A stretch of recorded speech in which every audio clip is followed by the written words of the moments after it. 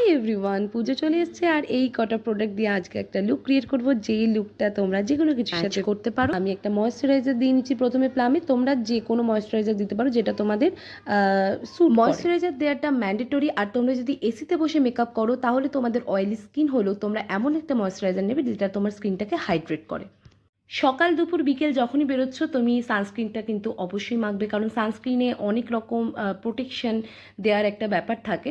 সানস্ক্রিনটা তুমি মাখতে পারো রাতের বেলা বেরোলে বা সন্ধ্যের দিকে, তাহলে এটাকে অ্যাভয়েড করলেও তুমি করতে পারো। আর যদি তোমার মেখে ভালো ফিল হয় তুমি অবশ্যই এটা মাখতে পারো রাতের বেলাতেও।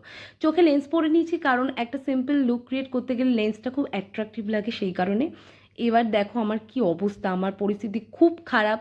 তোমরা একটু শেয়ার করে দাও বেশি করে, যাতে আমি একটুখানি এগুলো কেনার জন্য যে টাকাটা সেটা অন্তত পাই। অন্তত একটা প্রাইমার আমি এখনও কিনে উঠতে পারিনি। একটা ভালো প্রাইমার মেখে নেবে। আমি সুগারের প্রাইমারটা ইউজ করছি।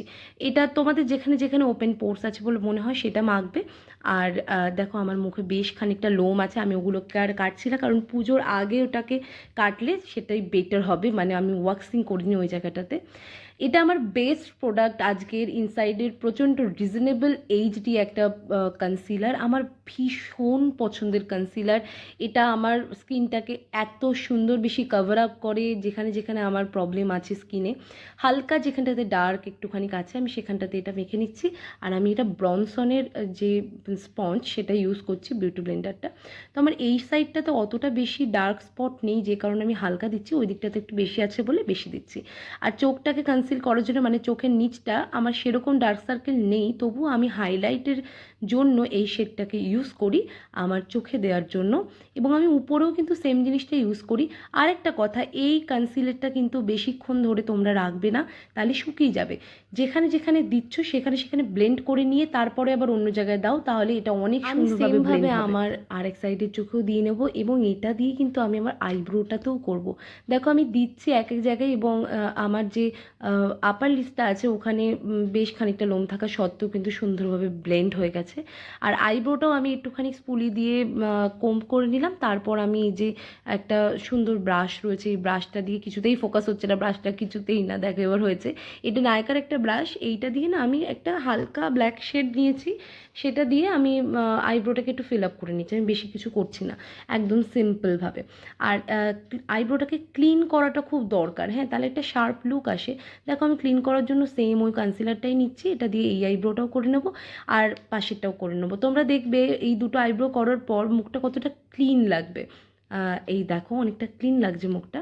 তার মধ্যে মা আমাকে খিচুড়ি দিয়ে গেছিলো, কারণ ওদিন কালী পুজো ছিল। বেসটা খুব হালকা রাখবো, সেই কারণে আমি ফিটমির ফাউন্ডেশনটা ইউজ করছি। আর যেহেতু কনসিলার দিয়ে কনসিল করাই আছে, সেই কারণে একটা লেয়ারই আমি ইউজ করছি, তাতেই যথেষ্ট কভার আপ হয়ে যাবে। আর একটা জিনিস আমি ভুল করে ফেলেছি, সেটা হচ্ছে আমি পাউডারটা দিয়ে নিয়েছি, কিন্তু এটার কোনো ভিডিও করা হয়নি।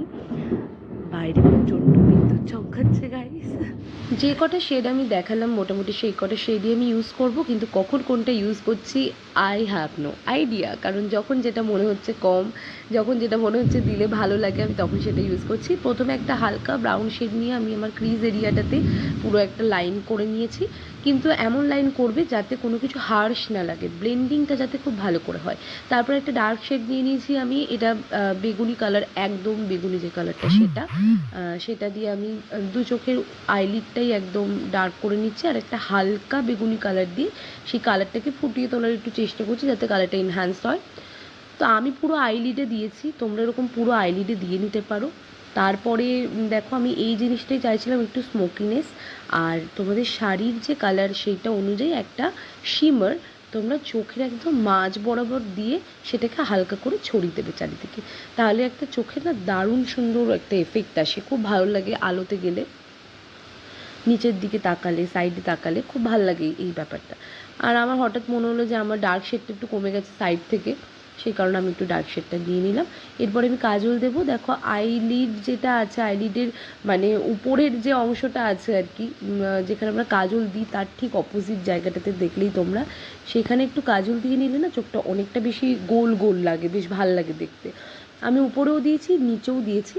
নিচের কাজলটাকে আমি একটুখানি স্মাচ করব, তার জন্য দেখো আমি দুটো আইশ্যাডো একটু মিক্স করে নিলাম। একদম যে কালো শেডটা সেই পিগমেন্টটা অনেকটা বেশি হয় কালো শেডে, যে কারণে আমি কালোর সাথে হালকা খয়েরি মিশিয়ে তারপরে চোখের নিচটা ব্লেন্ড করছি। তোমরা খুব হালকা হাতে ব্লেন্ড করবে, এমন করে ব্লেন্ড করো না যাতে চোখের তলায় কালি হয়ে যায় পুরো, একদম আস্তে আস্তে ব্লেন্ড করবে।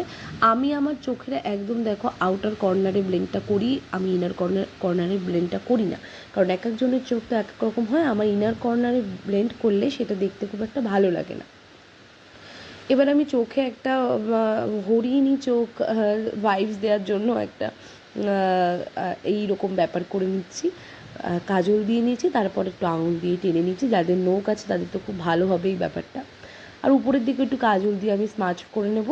ব্যাস, আমার পুরো ব্যাপারটা স্মাচ খুব ভাল লাগে চোখের, কারণ আমি ওই চোখের ওই কাট ক্রিজ বা মানে কাটা কাটা ব্যাপারটা আমার একদম ভাল লাগে না চোখের মধ্যে।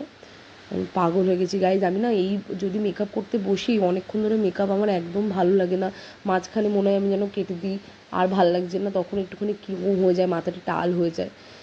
তারপর আমি প্লামের একটা 99-এর পেয়েছিলাম, মাস্কারা পেয়েছিলাম, কিন্তু এখন আর সেটা মনে হয় 99-এ নেই। তো আমি উপরে নিচে দুদিকেই দিয়ে নিয়েছি, দুই ল্যাশেই দিয়ে নিয়েছি। আর প্লামের একটা ব্লাশ, এটা একদম হালকার ব্লাশ, তোমাদের যখন মনে হবে যে এটা পিঙ্কি ভাইবস তোমরা দেবে কিন্তু দেখা যাবে না, সেক্ষেত্রে এটা দিতে পারো। আর যদি তোমরা একটু বেশি গড কীভাবে বিদ্যুৎ চমকাচ্ছে, আর যদি বেশি পিঙ্ক তোমরা চাও তাহলে তোমরা সুগারেরটা ইউজ করতে পারো। এইবার আমি আমার কন্ট্রোল করব, আমার এই মোচা নাকটাকে সুন্দর করে কন্ট্রোল করে নেবো দুদিক থেকে, করে নিয়ে দেখো নাকটাকে একটু উঁচু করার চেষ্টা করছি যাতে তোমরা দেখে একটুখানি বুঝতে পারো যে আমার নাকটা মোচা ছিল, ওটা একটু উঁচু করলাম, দেখতে পেলে তোমরা। এবার থুতনিটা আমার ডবল চিন, জানোই তো কীরকম খাওয়া দাওয়া করি, সেক্ষেত্রে ডবল চিনটাও আছে, সেটাকেও ঠিক করে নিলাম, আর একটুখানি গালটাও কেটে নিলাম। ব্যাস, একটাই মোটামুটি শেপ এলো। এবার আমি ইনসাইডের একটা ডার্ক কালারের লিপস্টিক আছে সেটা ইউজ করছি, শেড নাম্বারটা আমার না ঠিক মনে নেই, সেটা ইউজ করে নিচ্ছি পুরো ঠোঁটে। আমি আজকে একটু ওভারলাইন করেছি, ঠোঁটটা একটু বড় লাগতে পারে, এমনি আমার ঠোঁটটা একটু বড়, আরও বেশি লাগতে পারে কারণ আমি একটু ওভারলাইন করে নিয়েছি। ব্যাস, এই আমার লুক, আমার খুব সিম্পল, খুব ভালো লাগার একটা লুক, টিপ পরতে আমি খুব ভালোবাসি।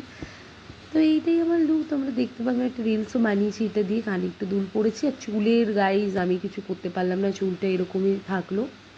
তোমাদের কেমন লাগলো আমাকে জানিও অবশ্যই, ভালো লাগলে প্লিজ একটা শেয়ার করে দিও, তাহলে অনেকের কাছে পৌঁছবে, একটু ভিউজ হবে, এটাই।